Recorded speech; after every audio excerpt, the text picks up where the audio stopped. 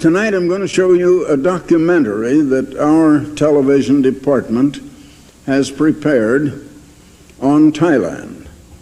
It's primarily about the King and Queen of Thailand, and the title of it is More Than a Monarch.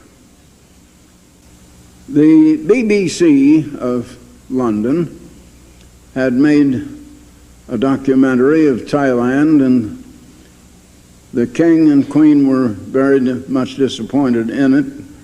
They weren't pleased with it at all.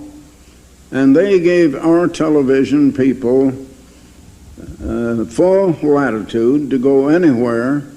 I think they even provided military helicopters for them to go wherever they needed. And they were very courteous to us, and I think they appreciate what we've been doing for them.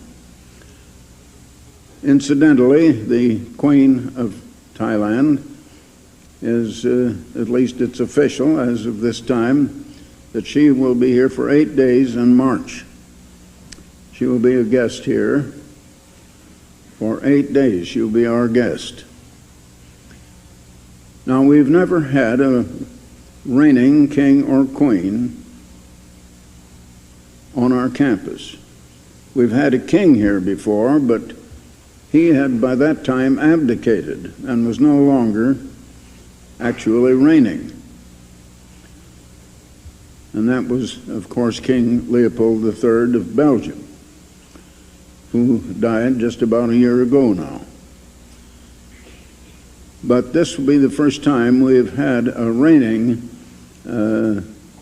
royal personage on the campus. That is going to concern the United States government in giving her security and protection, and we'll have to work it out with the State Department.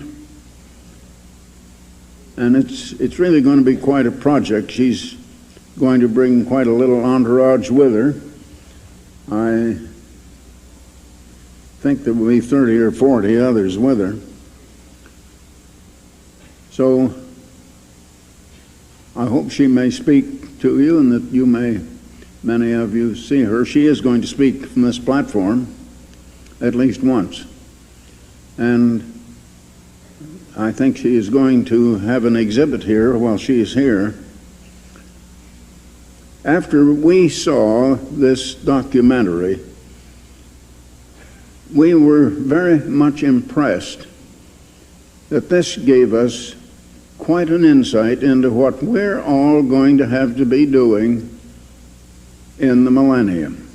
At the beginning of the millennium, we're going to find much of the world in the same condition that this king and queen found so many of their population in the highlands, the hill tribes, who are nomads, and they don't live in permanent homes. They're absolutely uneducated. They have no knowledge whatsoever. That is, no education. And you'll see a great deal about it in the film, and how the king and the queen work with them and help them. And it does give us a little insight into what we're going to have to do in the millennium. I want to say a few words after. It doesn't last the full hour and a half. I'll have a chance to come back and say a few words after you've seen the film.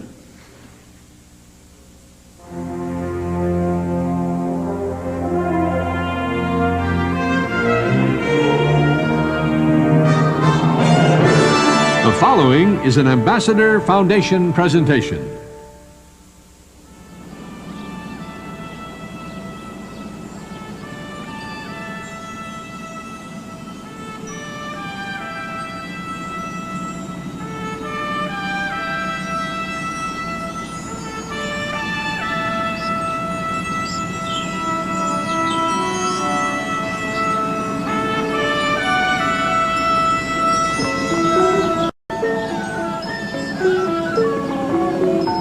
Bangkok, capital city of the Kingdom of Thailand, a teeming city of 5 million people.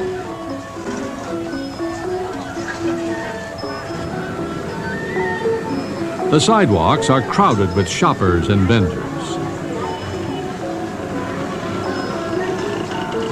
Ancient and modern, east and west, mix easily in the busy streets. The mighty Chao Phraya River, bustling with ferries, rice barges, and the merchant ships of all nations, connects Bangkok to the Gulf of Thailand. In this city that was once known as the Venice of the East, the old canals are now being filled in to make way for new roads, modern arteries of a modern city.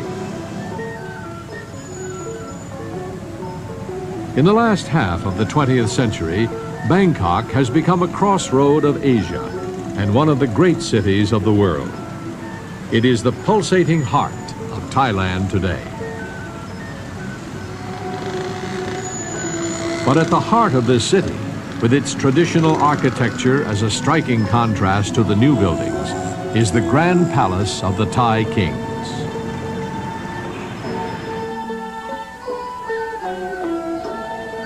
The carefully restored and lovingly cared for halls and temples are a reminder of another time. The hectic pace of modern Bangkok seems far away.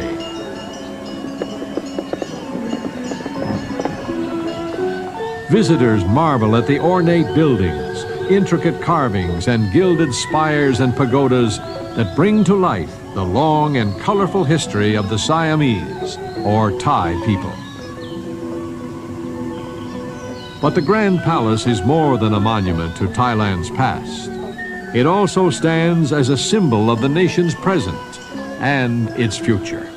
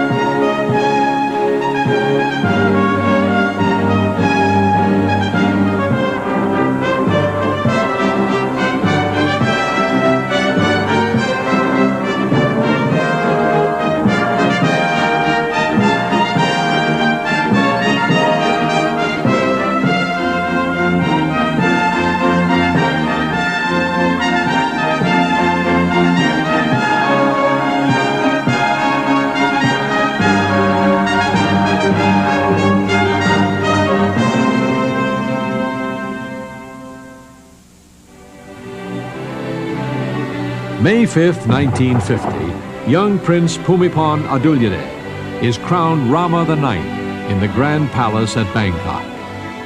He places the crown upon his head and makes the first official pronouncement of his reign.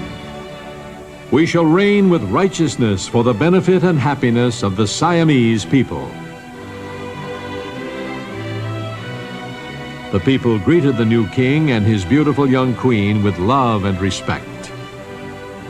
In 1950, while much of Southeast Asia was convulsed in civil war and revolution, the people of Thailand had remained unswerving in their loyalty and affection to their monarch. The Thai throne had remained a stable and unifying institution in the turbulent and changing world of Asia after World War II. King Bhumibol still reigns in Thailand. Every year, the entire nation celebrates his birthday as its national day. At the Royal Plaza in Bangkok, the king reviews the regiments of the Royal Guards in the ceremony of Trooping the Colors.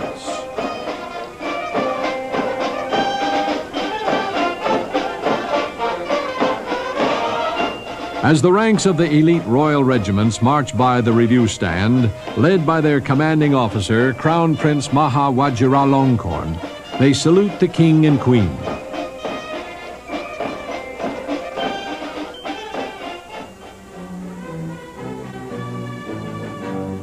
King Bhumibol is an active constitutional monarch. The king, Queen Sirikit, and their children, Crown Prince Maha Vajiralongkorn, Princess Maha Chakri Siranthorn, Princess Chulapon, and King Bhumipon's mother, Princess Mahidol of Sangkla, along with many other members of the royal family, play a very active role in their nation's affairs, not only in ceremonial affairs of state, but in practical acts of service that touch the lives of all Thai people. There exists a very special relationship between the monarchy and the people of Thailand. The Thais have always honored their kings, but the 9 kings of the House of Chakri hold a very special place in the hearts of their people and in the history of Thailand. Until the middle of the 18th century, the capital of Thailand was Ayutthaya. Great and powerful kings ruled here. Ayutthaya was widely renowned as a commercial and cultural center. European traders wrote home reports that this was the most beautiful city in the East. However, in 1767, during a period of internal strife, Ayutthaya fell to an invading army. It was a serious setback to the Thai people. But within 10 months, the Thais rallied under a new leader, King Daksin the Great, who pushed the invaders back and recaptured Ayutthaya. But the once proud city was now a charred ruin, a desolate, empty shell. After the death of King Daksin in 1782, the crown was offered to a popular hero, General Chakri. General Chakri became known as King Rama I. He established a new capital for the nation at Bangkok, then just a small village on the Chao Phraya River. Rama I set about to make Bangkok a city that would restore to his people the splendor that was once Ayutthaya. Although he had to spend much of his reign battling his nation's enemies, he also determined to preserve the ancient heritage that so nearly perished in the destruction of Ayutthaya. He reorganized the old laws and reestablished the Buddhist faith and literature. When the old warrior king died in 1809, he had made great strides toward restoring his nation's morale and setting it back on the path of progress.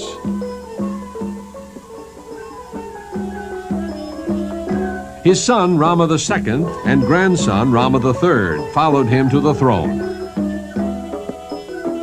During their reigns, Thai music, literature, and the other fine arts continued to flourish. Strong trading links were reestablished with other Asian and European powers, making the country rich and prosperous. When Rama III died, the crown passed to his younger brother, Prince Mongkut, who became Rama IV. King Mongkut was self-trained as a scientist and a scholar.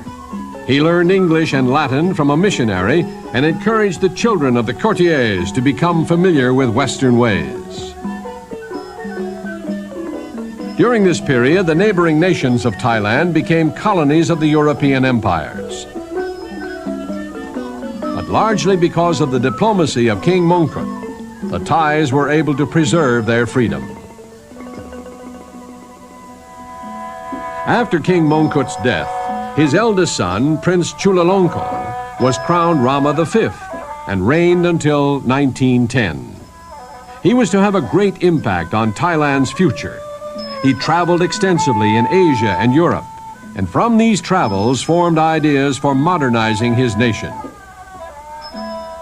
He reorganized the educational system and sent his sons to study abroad and establish personal contacts with the crowned heads of Europe. He also organized the infrastructure of a modern state, including Thailand's first railroad and the telegraph and postal system. King Chulalongkorn also began the practice of traveling to all parts of Thailand to see for himself the condition of his people. Often traveling incognito, he made many journeys to remote areas, gaining first-hand knowledge and experience. By the time King Chulalongkorn died in 1910, he had led Thailand wisely into the 20th century. His son Rama VI continued to modernize Thailand during his 15-year reign.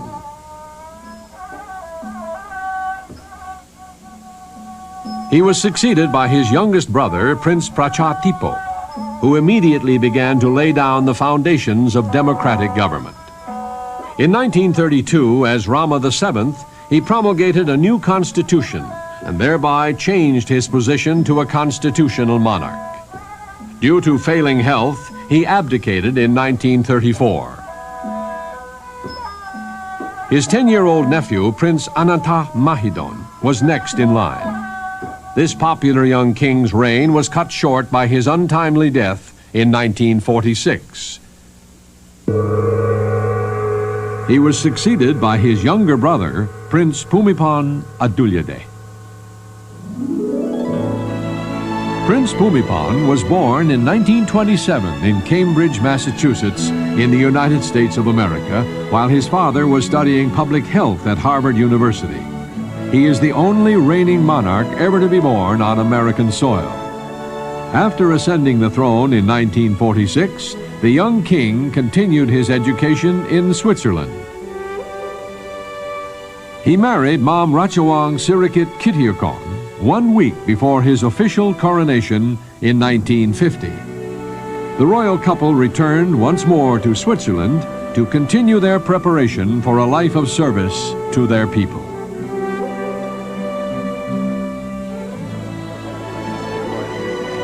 As Rama IX, King Bhumibol Adulyadej followed in the tradition of the great Chakri kings. Each of the kings had shown great foresight in understanding how to use his position to best serve the Thai people and build the nation. King Bhumibol, Rama IX, was no exception. In 1952, he visited the northeast provinces of Thailand for the first time. As he talked to the people in the villages, he gained insight into the needs of the farmers. He then realized that the urgent task of his reign would be to strengthen the rural people.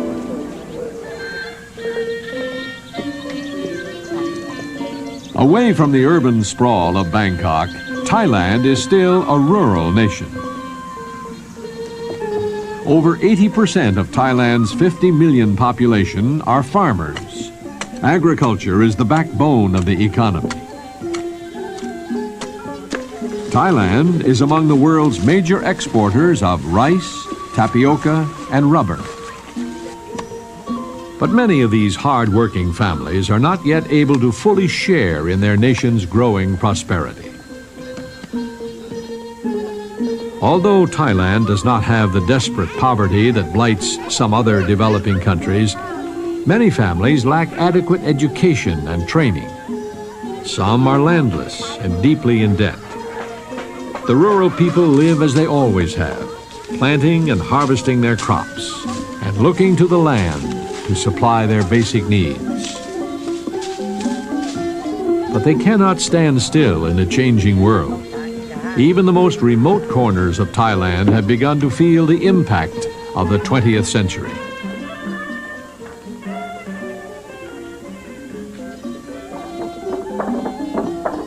The rural people are conservative and slow to change. They are often unwilling to take advantage of modern agricultural techniques that would improve their crop yields and allow them to fully participate in Thailand's development. As King Bhumibol recognized the needs of the rural people, he realized that the way to help was not to undermine the conservative rhythm of Thai life. However, even though the rural people might be suspicious of change, they would trust their king. To them, King Bhumibol was the focal point of all that is Thai, the language, religion, even the land itself. They would trust him to lead them along the right path of progress. And so the king and queen, with other members of the royal family, have continued the tradition begun by the great King Chulalongkorn, traveling thousands of miles every year to all parts of their kingdom, helping Thailand's rural population build a secure and prosperous future. From King Bhumipan's desire to help the rural farmer has come the outstanding achievement of his reign. Hundreds of local development projects undertaken through royal initiative. Here in the north of Thailand, a new dam has been completed, enclosing a reservoir for irrigation. The king had encouraged this reservoir to be built, knowing that a regular water supply will greatly increase the productivity of the local farmland. Now it is finished, and King Bhumipan and Queen Sirikit have come with their daughter, Princess Maha Chakri Sirindon, for a personal inspection. It is to be more than just a ceremonial visit.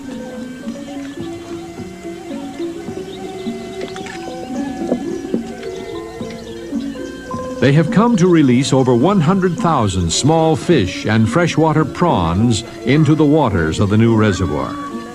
The fish will breed, and once the reservoir is fully stocked, the people will have a valuable additional source of protein, adding to the benefit that the irrigation waters will bring.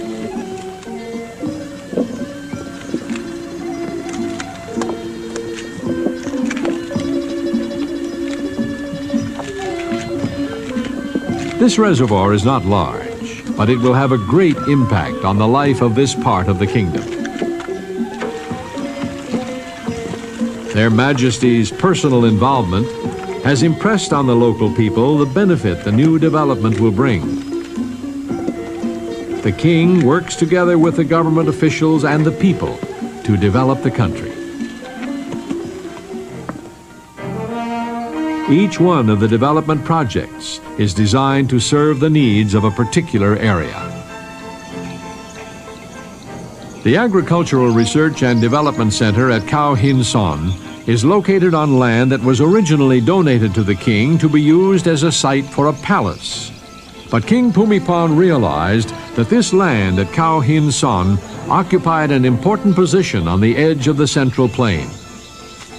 He decided that the land would be better used to establish a research and development center specifically to help solve the problems facing farmers of the area. This potentially fertile and productive part of the country is in danger of becoming a wasteland. The rainfall is adequate, but the lack of natural catchment areas makes water and soil conservation important. Without skillful management, the soil dries out and becomes depleted. The local farmers didn't know how to take advantage of the lie of the land when plowing to increase water catchment. The easy-to-grow cassava plant, from which tapioca is derived, was the only crop to be cultivated. Cassava is an undemanding plant from the farmer's point of view, but it rapidly depletes the soil of nutrients.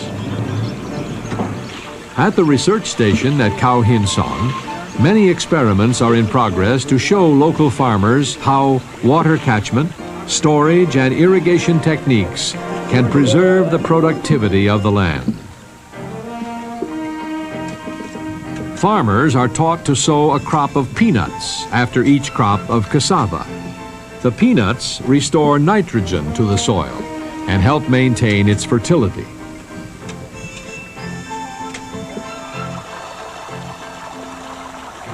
Once a supply of water is assured, fruit trees can be cultivated. The lessons learned at Khao Hin Son are passed on to local farmers through an extension program. They are encouraged to form cooperatives. By pooling their resources, the community can soon become self-reliant and self-supporting. Around Khao Hin Son, other dams and irrigation canals have been established, and this area is now able to produce a much greater variety of crops.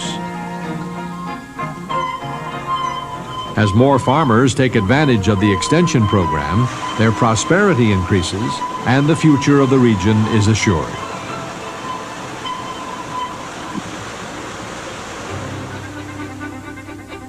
Many of the projects undertaken through royal initiative begin here at the Chitlada Villa, residence of the royal family when they are in Bangkok. Apart from the formal gardens, the grounds have been given over to agricultural projects. The king has in effect established an experimental farm in the heart of the nation's capital.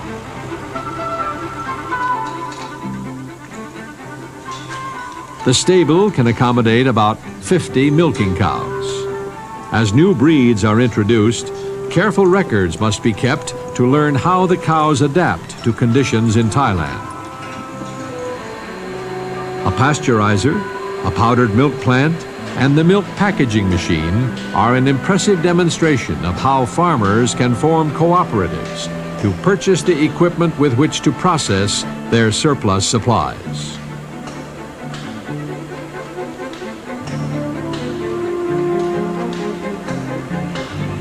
The rice mill and warehouse demonstrate economical methods of preparing and storing this vital food. The king has been particularly interested in demonstrating alternate methods of milling rice so that valuable nutrients and vitamins are not lost. Innovative engineering ideas, such as this seesaw pump, designed to turn otherwise wasted energy into useful work, always find a place for testing and demonstration at Chitlada. Typical of the experiments carried out at Chitlada is this husk grinding and compressing project. The waste material from rice milling, when subjected to heat and pressure, can be molded into logs, which can then be used as a substitute for firewood. New varieties of fish suitable for stocking Thailand's inland waters are bred in these ponds.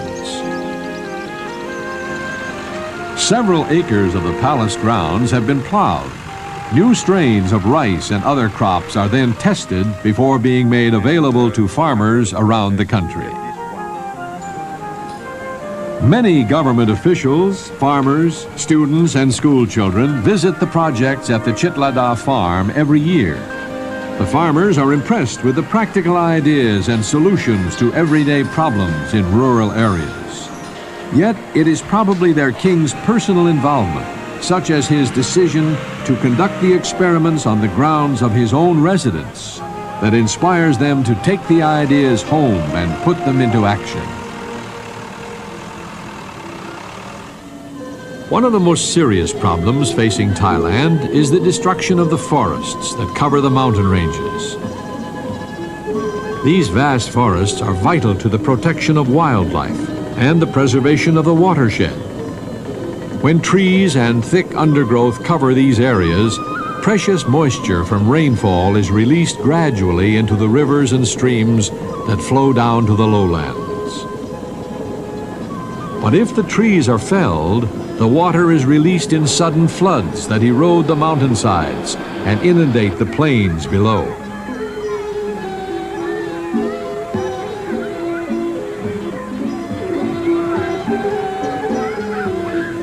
For many years, Thailand has been suffering rapid deforestation.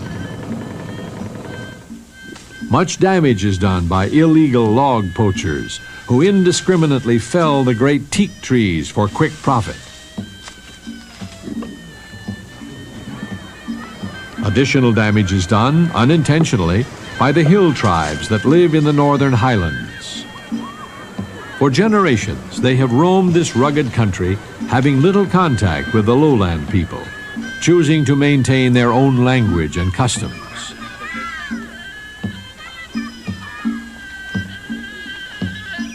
They practice a wasteful form of agriculture known as slash and burn. The forest is cleared and the trees are burned. The clearing is then used to plant the hill tribe's main cash crop, the opium poppy. This area of the world, which Thailand shares with Laos and Burma, has become known as the Golden Triangle, from the income derived from raw opium that is cultivated here every year. But not much of the profits from the illicit opium trade filters down to the hill tribe people, who remain poor. As the poppies are growing, the Score the seed pod several times. They then collect the seeping resin from which the opium is extracted. When, after about 5 years, the poppy fields lose their fertility, the tribes move elsewhere, repeating their cycle of destruction. So, although these hill tribes are only a small minority of Thailand's population, this nomadic way of life has caused considerable damage. From their limited perspective, they cannot see the damage they are doing. King Bhumibol has understood the importance of winning the confidence and cooperation of the hill tribes if the northern forests are to be saved. He has given his enthusiastic support to projects designed to help them learn a more settled way of life. Many reforestation projects are underway in the hills and mountains around Chiang Mai. Volunteer workers from the hill tribes assist with the projects. They settle in the deforested regions, planting and cultivating thousands of saplings of fast-growing species.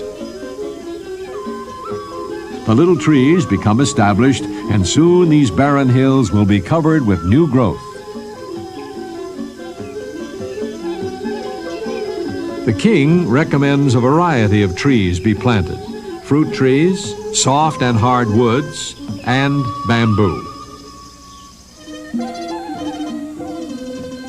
At the Phang Da Highland Agricultural Research Station in Samang District, research is carried out to introduce cereals, fruits, and vegetables. In this picturesque valley, the hill tribesmen see that cash crops previously unknown to them can be grown effectively in the mountains. Wheat, barley, and other cereals have been planted, and the development carefully monitored. Strawberries and grapes are grown alongside traditional fruits and vegetables. Many other crops are tried, including cucumbers, beans, and coffee. Some adapt easily to the mountain environment. Others need more care. Fruit trees are planted and grafting experiments conducted to determine which varieties do well. Practical scientific research combines with the Thais' love of nature to give the project at Phang Da a park-like setting. Many similar stations have been established in districts that were formerly devoted to opium cultivation. They show the hill people that there is an alternative to their nomadic existence. Through the King's initiative, many reservoirs have been built. With a steady water supply, fields can be irrigated and crop yields increased.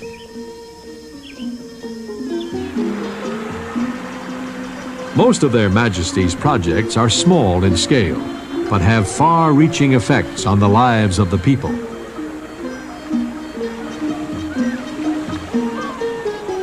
This hydroelectric plant harnesses water from the dam on its way to the fields.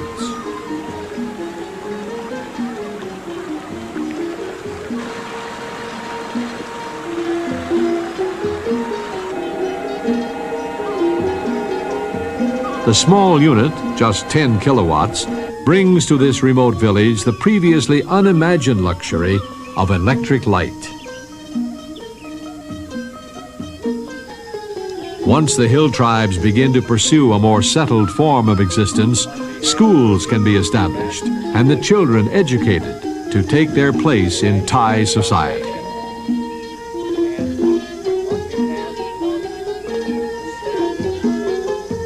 But not all the mountain people are convinced of the benefits of the crop substitution programs. They are not easily persuaded to abandon the habits of a lifetime. At Khun Pei, close to the Burmese border, representatives of several tribal groups wait in the morning sun. This is the day that could change their lives and the lives of their people forever. The farmers of Khun Pei are opium growers. The scanty crops from their irrigated rice fields cannot support their needs. To survive, they depend on the poppy cash crop.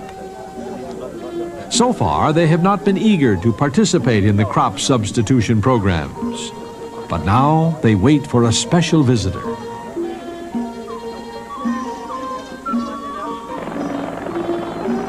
His Majesty King Bhumibol is coming himself to visit with them, to listen to them, and see what can be done to help them break out of the vicious cycle that is keeping them and their people poor.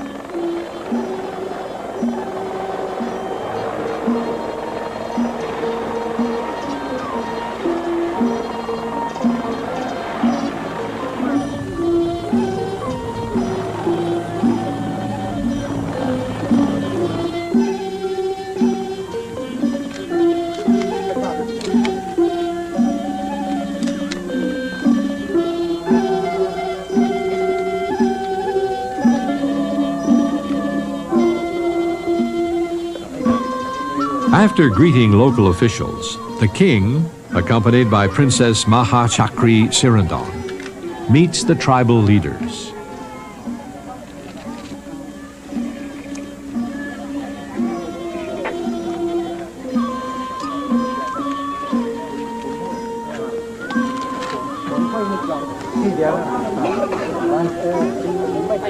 He listens carefully. The leaders explain that they're willing to stop growing the opium poppy, but first they must know how they will survive. Unless they have more water, they cannot grow enough rice. The existing water supply is insufficient to support them without the income they get from growing opium. The king always prepares thoroughly for a visit. He has studied this area. He has with him a detailed map that he has carefully marked. He has noticed that there are two possible sites for a reservoir. One is some distance away down the hillside in a rather inaccessible spot. The engineers do not favor it. They could only build a small weir that will not hold much water. A much better site has been found. This valley could be blocked, and the resulting reservoir would hold enough water for the tribespeople for the foreseeable future.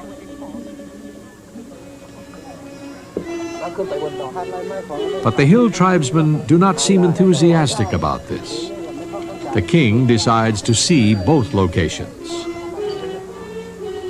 After a strenuous walk along the rough trails, the royal party arrives at the site with the irrigation engineers. They discuss the advantages and disadvantages.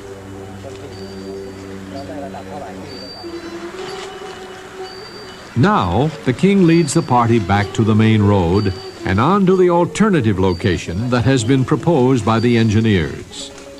This area has already been carefully surveyed with proposed water levels marked and indicated with signs. The site is definitely preferable, but a dam placed here would flood much of the land that the hill tribes already have under cultivation. The king confers again with tribal leaders.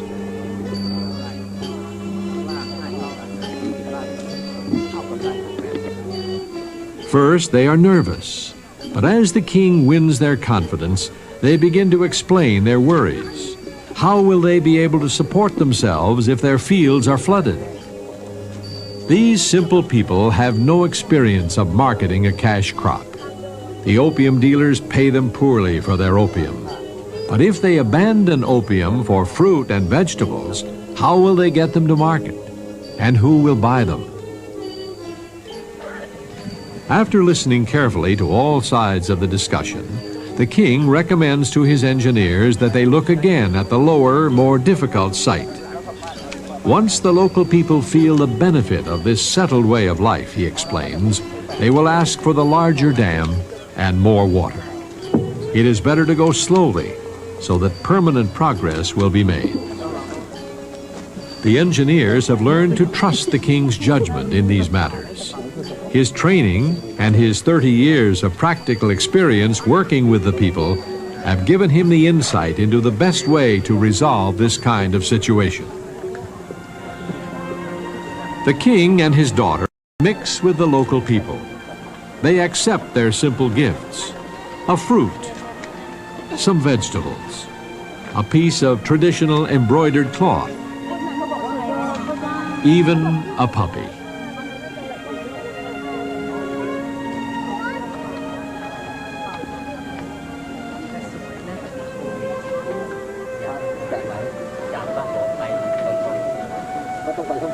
They stay talking to the people until late in the afternoon.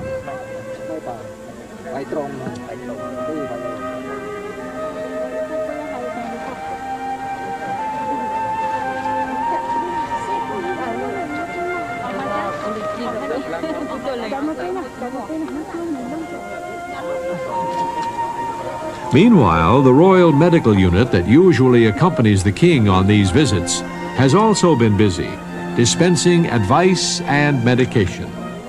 It has been a hard but rewarding day for everyone. As the king prepares to leave, the people are reassured. They know that they have a friend in their king, a friend who really does care about them.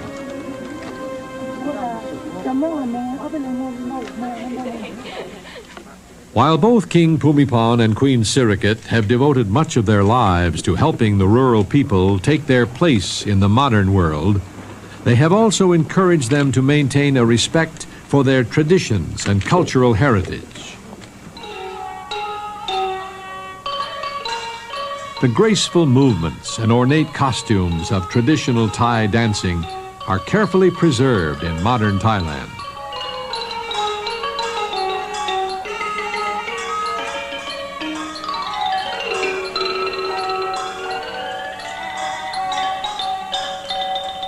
Professional and non-professional dance troupes alike devote their time and talents performing these classical dances, which reflect the traditions of the past. The royal family have been keen patrons of both Thai music and art.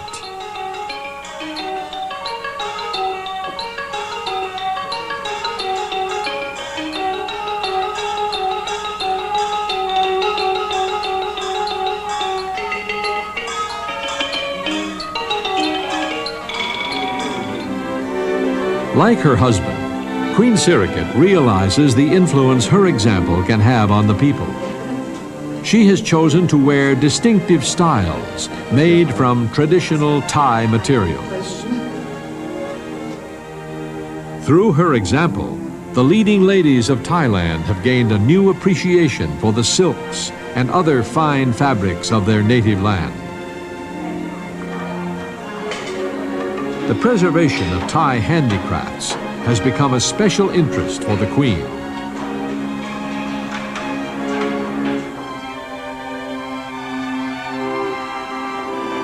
She accompanies the king on his visits to all parts of Thailand.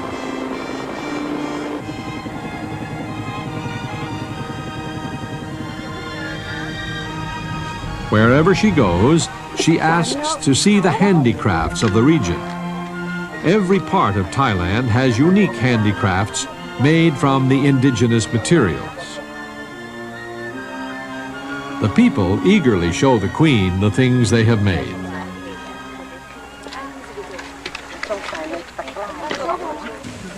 ของเก่านี่เดี๋ยวนี้มูเซอร์ดามทำได้ป่ะทำได้ผู้ทำมีผู้ทำเหรอไทยใหญ่มูเซอร์ดามเองไม่ทำนะได้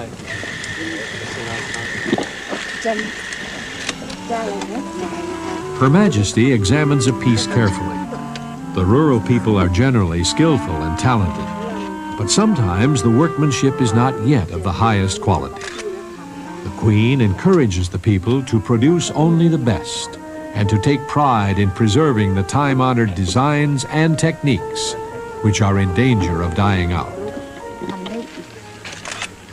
โดยที่มีครูสอนสวยเมื่อปู่หรืออะไรปู่สมัยปู่พ่อปู่ Queen Sirikit realized some years ago that her interest in Thai handicraft had given her a unique opportunity to help the poor to earn an income while building their confidence and self-respect. In 1976, Her Majesty organized the Foundation for the Promotion of Supplementary Occupations and Related Techniques, known as the Support Foundation.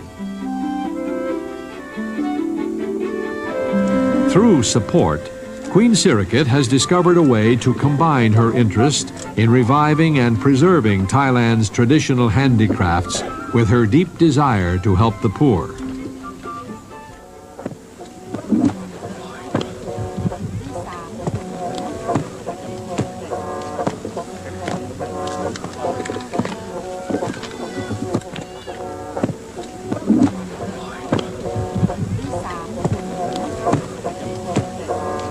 เรามีครูชาวเขาเผ่าอื่นที่จะดูนี่แล้วก๊อปปี้แล้วทำได้คุณช่วยอธิบายแล้วเขาได้เรียนทำเองแม่ไม่อยากนั่นหรอกแม่อยากจะเก็บของเก่ามูเซไว้นะเวลาไปคุณช่วยบอกนะคะเอานี่ไปแล้วมีที่ให้อยู่มีข้าวให้กินนะไปเรียนแล้วดี Her Majesty can offer practical help to many of the poor, handicapped, and landless people she meets on the royal visits. Outside the village of Sampabong, a crowd of several thousand is gathering.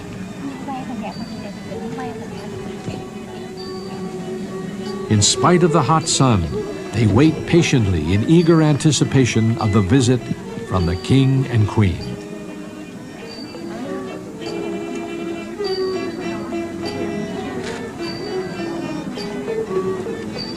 They arrive with Princess Maha Chakri Sirindon.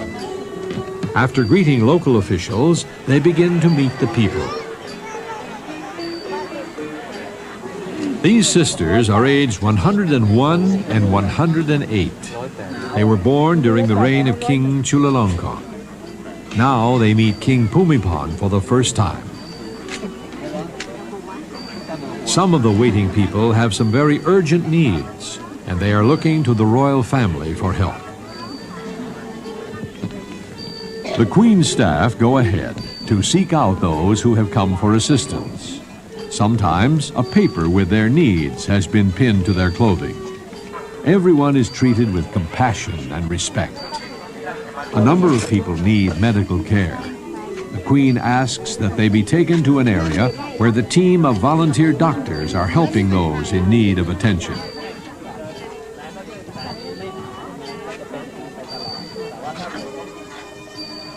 This little boy has been born without arms and legs. The family is poor and has no money or facilities to help him. He will be condemned to the life of a helpless cripple unless some aid can be given. บอกหัวว่าขอลาไปเดือนนึง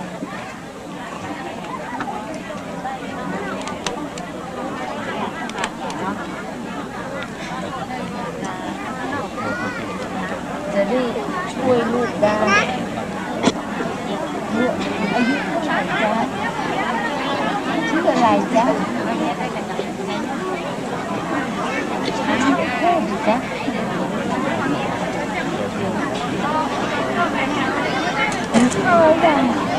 The Queen urges his mother to come to the support workshop. The skills she will learn will increase her income to help with her baby's education. ไปบ้านเจ้าหญิงแล้วจะช่วยลูกได้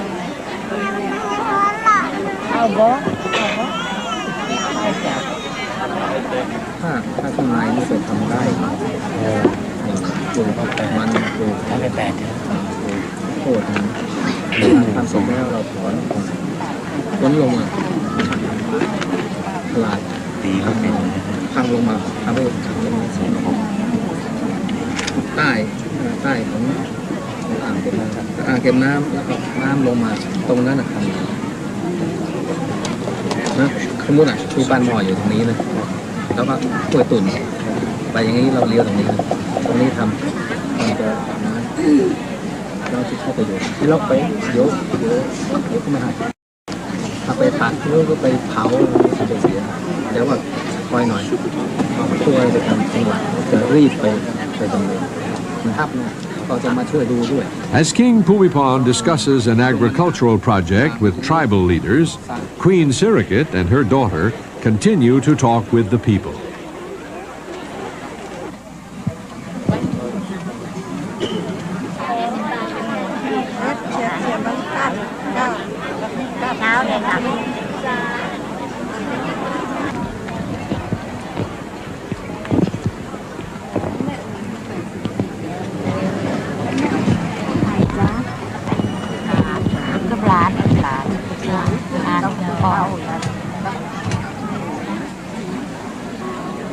มีหมอเจ้าแผ่นดินมานะจ๊ะอยู่ทางโน้นแม่กับตาฟังลมออกหูลมออกหูเจ้าเมาหัวเมาหัว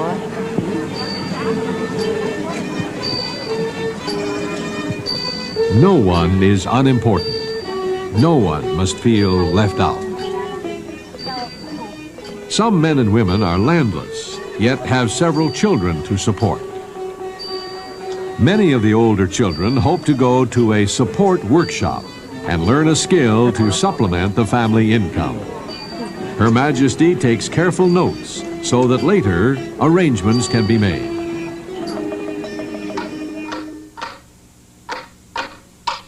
Workshops have been established where the poor and landless can go for a period of training. These workshops are often located in the grounds of the royal residences, like the beautiful Puping Palace at Chiang Mai.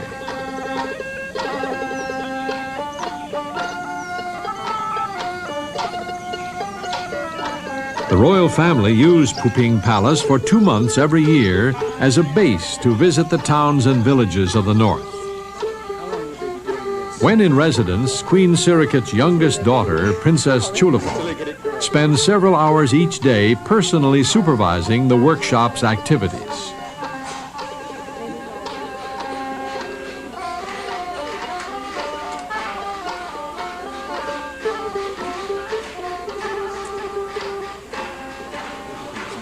This was a dying art because, well, no one makes anymore, but my mother found very good shape of bag of my great-grandmother 100 years ago, and it still looks beautiful, so she tries to revive the old art. We've done this for 10 years already. Poor people from some of the northern provinces spend several months learning the traditional skills under qualified teachers. These trainees are being taught the art of making realistic artificial flowers.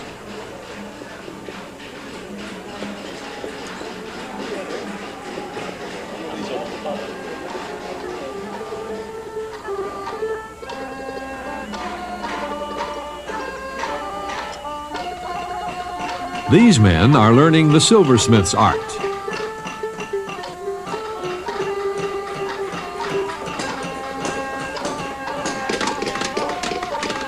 They progress from the simple stages to complex designs.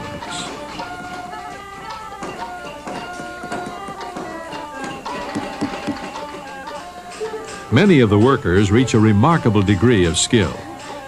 Even though this young lady is handicapped, she has overcome her physical disability to the extent that she is now a master weaver, able to produce top-quality work and to teach others the skills that she has learned. After a period of training, many of the workers can return to their village where they can continue the trade that they have learned. Some, however, like this silversmith, become master craftsmen in their new trades. Through the Support Foundation, they have developed their talents, producing works of art in the great tradition of fine Thai craftsmanship.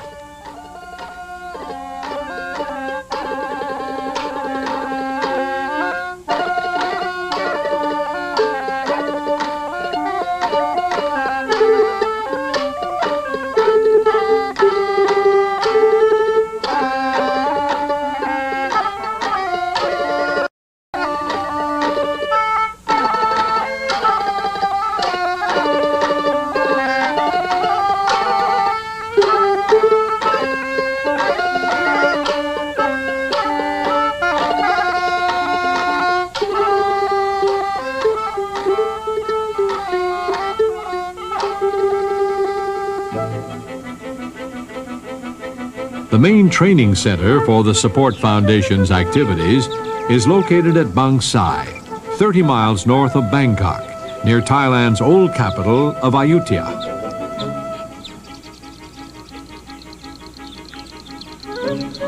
Landless families have been allowed to settle here. They are given a home and enough land to support themselves. At Bang Sai, many poor families have been given a fresh start.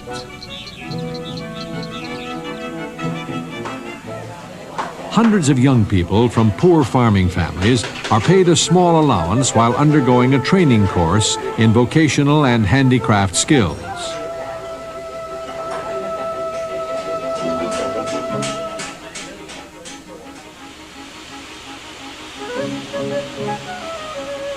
The woodworking shop is popular.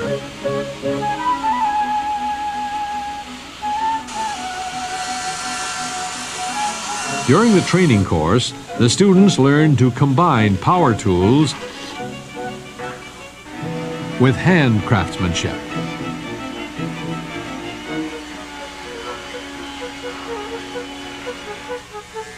All students are encouraged to make useful articles of furniture. Standards are high. Careless work is not accepted. Each trainee is encouraged to be satisfied with nothing but his best.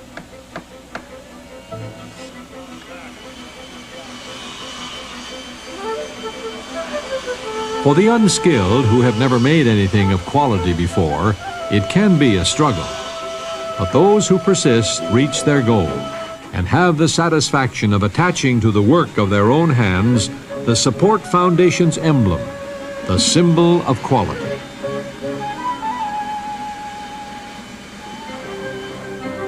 Products that reach this level of excellence are sold in the exclusive Chitlada shops, established at the initiative of Her Majesty to provide a means of marketing the crafts produced through the Support Foundation. In another section of Bang Sai, students learn the steps in casting bronze sculptures. In this method, known as lost wax casting, an original sculpture is made by the artist.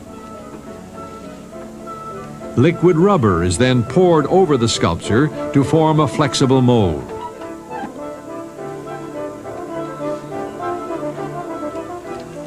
This mold is now filled with wax. When the wax has hardened, the mold is peeled off and the wax form is encased in clay.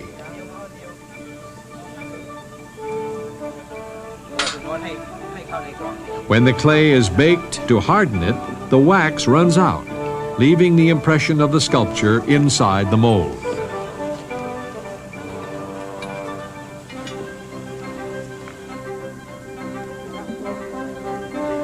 Molten bronze is now poured into the mold.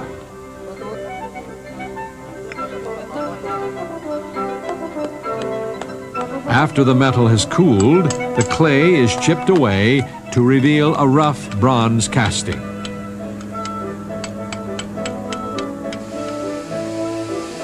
This is now finished and polished by the artist to produce a fine work of art, identical in every detail to the original sculpture.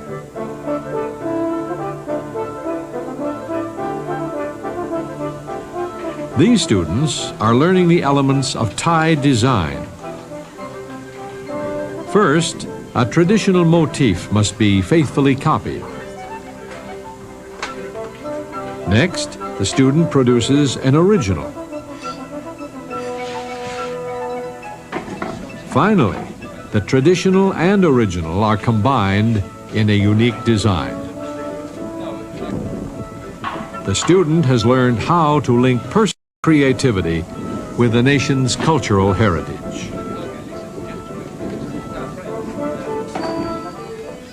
One of the most important ancient crafts being revived through the Support Foundation is Yan Lipao fern vine basketry. The Lipao vine grows abundantly in southern Thailand. The stem of the vine is extremely tough and can be woven into baskets that will hold their shapes and literally last for hundreds of years. A skillfully woven Jan Lippau basket is a genuine work of art, of lasting value and beauty. This handbag belonged to the Queen of King Rama V. It is still in excellent condition, although over a century old. Selected lengths of the cut vine are drawn through a sharp-sided hole in a tin plate until they are of uniform size. The size of the hole determines the diameter of the strand. The smaller holes produce a finer, more pliable strand, which enables more intricate work to be done.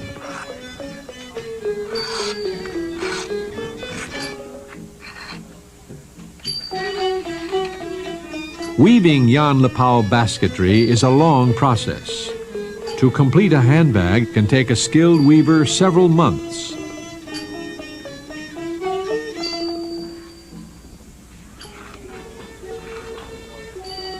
This basket is woven around a wicker frame of the required size and shape. With simple tools and endless patience, the exquisite basket work slowly takes shape. Her Majesty is a great admirer of Jan Lippau handbags and has been instrumental in helping many fashionable ladies rediscover the pleasure of owning an article of the finest Thai craftsmanship. The many examples of fine craftsmanship created by the skilled workers of the Support Foundation confirm Her Majesty's vision in helping the people revive their ancient skills.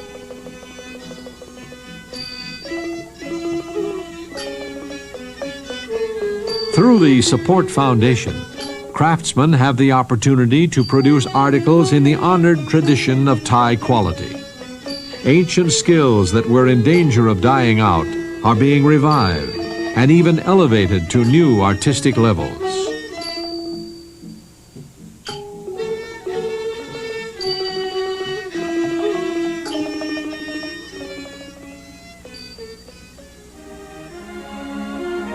Around a bend of the Chao Phraya River from the Handicraft Center at Bang Sai, Ayutthaya stands as a monument to the greatness of Thailand's kings of long ago.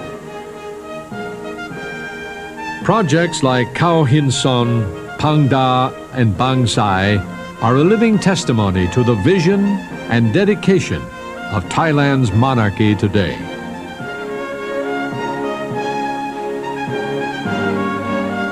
King Bhumibol Adulyadej, the 9th king of the House of Chakri, has kept his coronation promise to reign with righteousness for the benefit and happiness of the people of Thailand.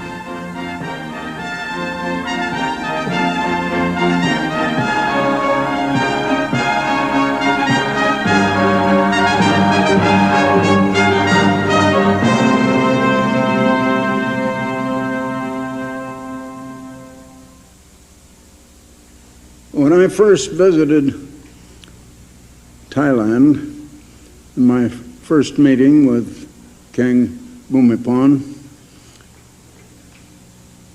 he told me that he needed help, and he appealed to me for help.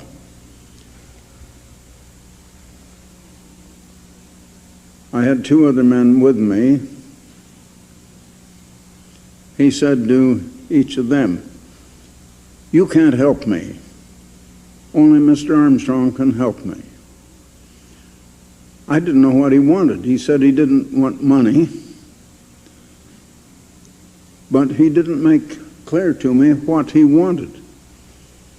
But when he appealed to me for help, I couldn't ignore it. And so, on my return to Pasadena, I sent a team of, I believe, about 6 or 7 men to Thailand. I believe it was headed by Dr. Hay. on a 10-day visit to investigate and find out what the king needed, what he meant, what kind of help did he need.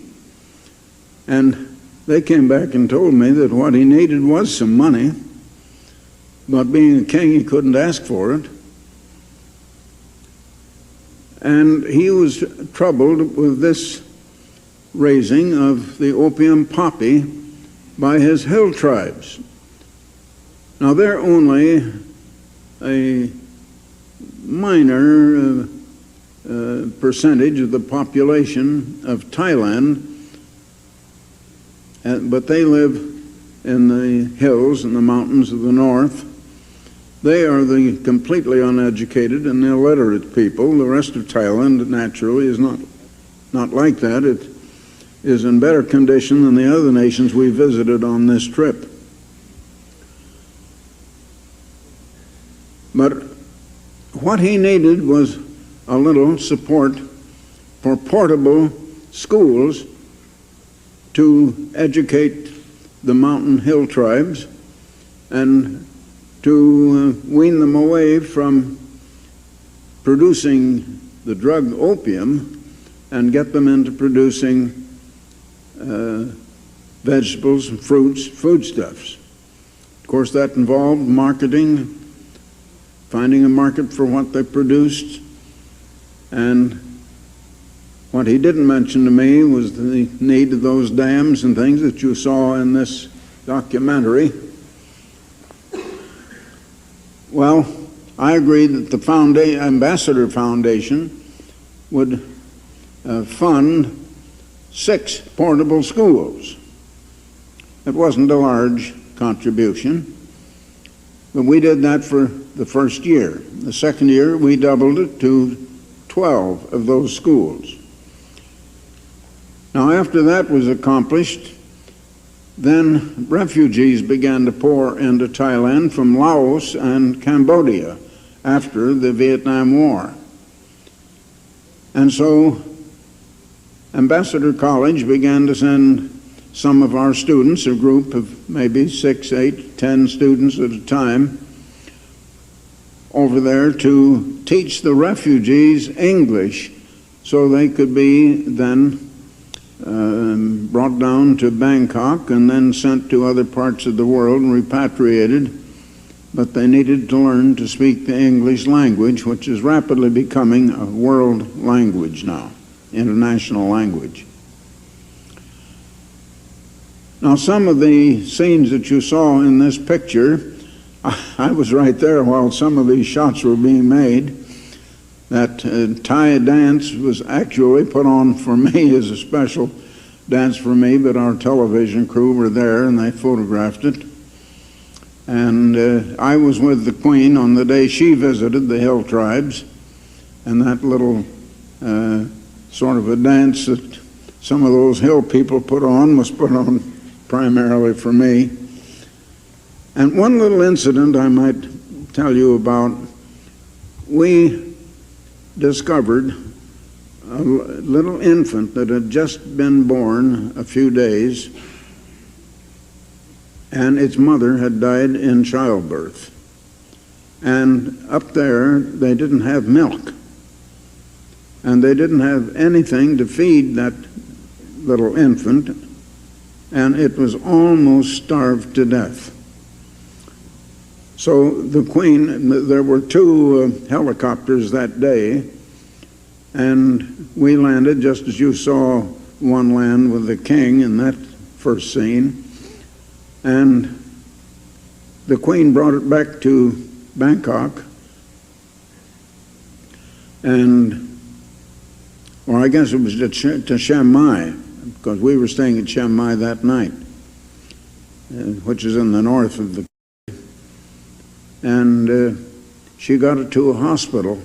And on this trip, just about 10 days ago now, well, within the last week or within the last 2 weeks, the Queen got word to me, especially as soon as I arrived, before I saw her, that that little child had recovered and was living very well, and its father had decided to remarry and didn't want it, and she's going to get a real home some other place. But it was rescued when I was there, and she said I'd saved its life. Well, of course I didn't. It just was a coincidence that the incident happened.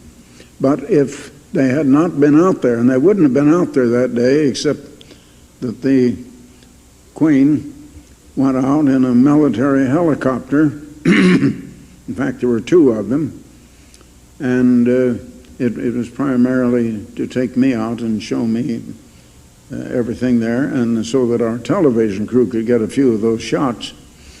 And I was present while some of those were being made. Well, I just thought I'd tell you some of those things. Time is about up, and I don't want to run over tonight. I noticed when we came back to Tokyo, it was like after being in Nepal, Bangladesh, and Sri Lanka, where they are not as modern as Thailand. They are very much poverty-stricken, especially in Nepal and Bangladesh. And when we arrived back in Tokyo, a modern city, and Tokyo is very much a modern, progressive city, and one of the very largest in the world, is larger than any city in the United States, larger than New York. It seemed like coming out of an ancient world and getting back to civilization. And it made us realize what we're going to have to do in the beginning of the millennium, because all those people are going to have to be educated. But then I began to realize that those people are not as unhappy as we are in the more civilized world, that is, so-called civilized. They're not so unhappy. I don't think that ignorance and poverty are a source of happiness, but neither is money and material things that surround us. And in the millennium, we're going to have to teach the people of the United States, of Britain, of France, of Germany, and of the developed countries, just the same as we're going to have to teach those entirely ignorant people, many of whom are in very many parts of China, where 1/4 of the whole world exists. And we're going to have to teach them to unlearn false education, because education has gone materialistic in the developed world. We come back to our world and we find crime running rampant. We find that children and teenagers are taking to drugs, and it's a terrible modern habit. And it's getting into all the high schools all over the United States and also in European countries. Illicit sex, alcoholism, everything that is wrong. Yes, we are educated, but we are educated Satan's way. And it's going to be harder to properly educate and re-educate the developed world than it is those poor, poverty-stricken, ignorant people of the undeveloped world. I hope you got some of that lesson. Now, Thailand as a whole is not as backward as many of these other countries. Those hill tribes are. And the king and queen are doing quite a lot for them. We were quite impressed with how they really are concerned for the good and the welfare of their people. And I think that many heads of state are perhaps more concerned for themselves and political advantage, and especially where they're elected to office and getting elected for the next term, than they are for the good of their people. we're going to have a very great job. Now, I've said many times, don't think that the minute Christ returns, we're just hocus pocus going to have peace. We're going to have to educate the ignorant of the world, and we're going to have to re-educate the educated of the world. They'll have to go through an unlearning process, and it's about 10 times as hard to unlearn what you already have that is false as it is to learn something you never knew before.